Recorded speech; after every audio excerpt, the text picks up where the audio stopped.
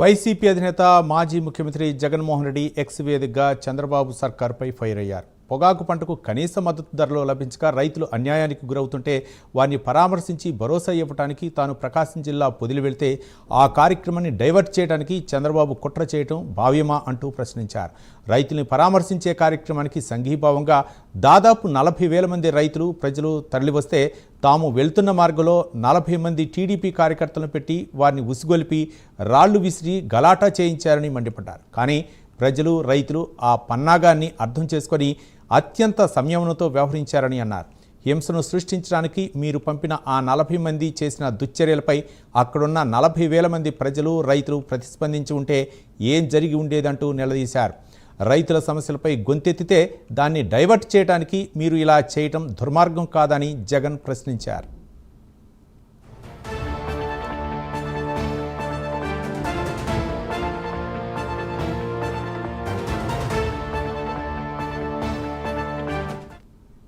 పైగా రాళ్లు మీ వాళ్లు విసిరితే మీరు ఉసిగొల్పిన మీ కార్యకర్తలు గొడవలు చేసే ప్రయత్నం చేస్తే అన్యాయంగా రైతులపై ప్రజలపై కేసులు పెడతారా అని ప్రశ్నించారు.